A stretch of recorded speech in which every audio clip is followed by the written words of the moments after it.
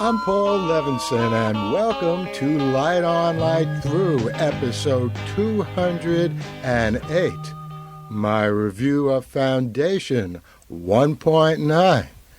Well, quite a penultimate first season Foundation episode 1.9 was, which, as I think about what I just finished watching, I'd say is the best episode so far in this series. Wait a minute, I said that about episode 1.7, didn't I? Does this mean I think 1.9 is therefore better than 1.7, surpassing that episode? No, I think they're equally the best at this point. Is that a problem? Well, not so much in a story in which triplicate clones of different ages are as much or even more of the riveting story than is the adaptation of Isaac Asimov's original tales. So I'll stick with the equal bests, separately aged, and let's see if the season finale on next week makes this analogy even better with a triple equal.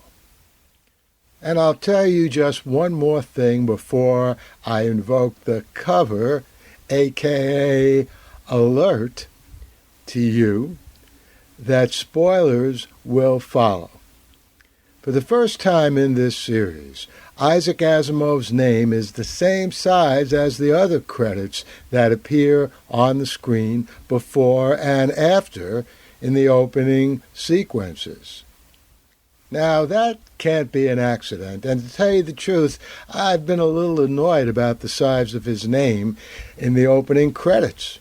Why was it smaller? I wonder why this injustice, although I'm glad to see that it was rectified, but why in this particular episode? Is it because one of Asimov's most famous quotes, "Violence is the last refuge of the incompetent," was clearly spoken in this episode?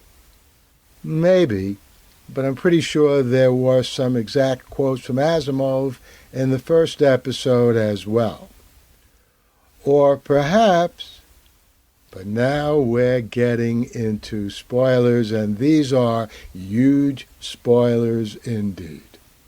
So I'd advise you to watch this episode before listening to the rest of this podcast, as much as I'd love you to keep listening to this podcast.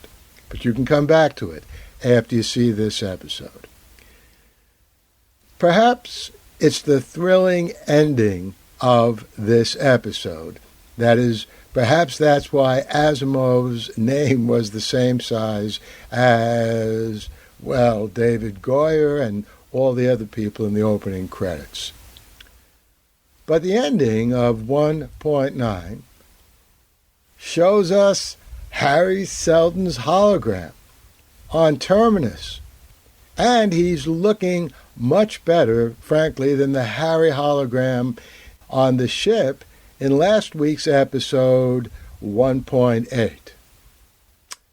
He walks out of the vault and speaks on Terminus. Isaac Asimov's vision realized at last. I was very happy to see that, but what's going on? Was the Harry hologram we saw last week defective for some reason? Or is the Harry we saw on Terminus tonight somehow the real Harry, not a hologram? Not likely. But the vindication of Asimov in the Harry holograms opens up all kinds of intriguing questions. By the way, defects in copies is what the other superb part of tonight's episode was also all about.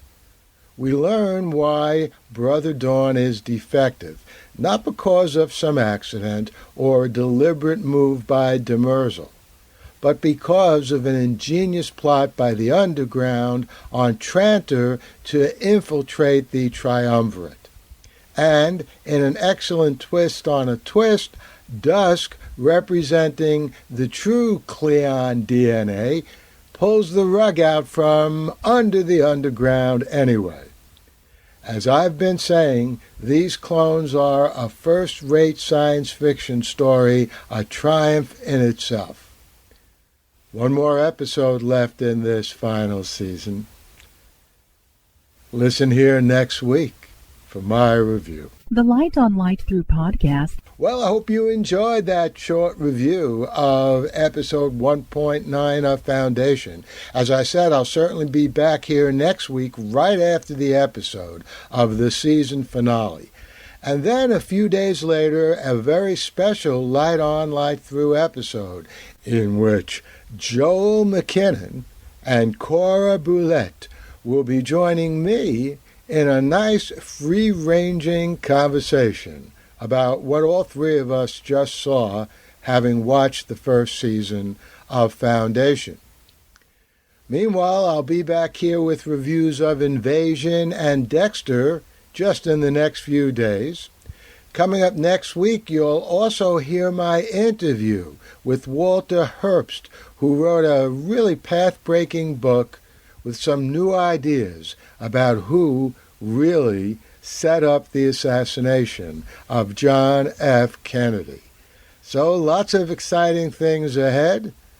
Buckle up, stay tuned, and in the meantime, stay safe, stay sound, and enjoy.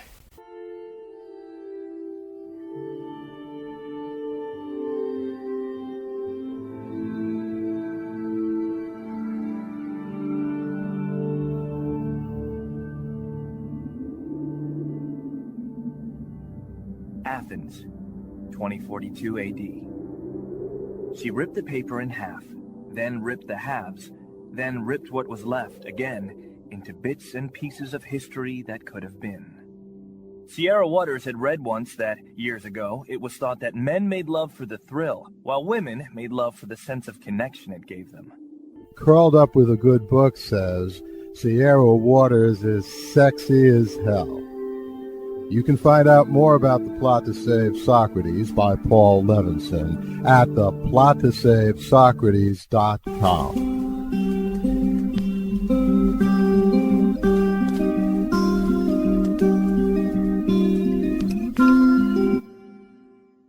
Paul Levinson Silk Code, about an ancient biotech war raging on in secret for centuries.